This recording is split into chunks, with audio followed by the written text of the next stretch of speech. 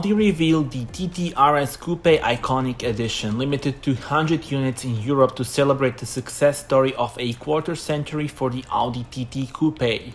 This special edition model features the RS-specific Nardor Grey finish. It also gains dynamic strength from the aero kit developed in a wind tunnel. Underneath the bonnet there is a Audi Sport's proven 2.5-liter TFSI engine with 400 horsepower and a maximum torque of 480 Nm that allows this model to reach top speed of 280 km per hour.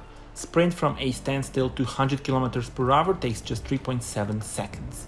Audi TT RS Coupé Iconic Edition is available for 113,050 euros with delivery beginning in the first quarter of 2023.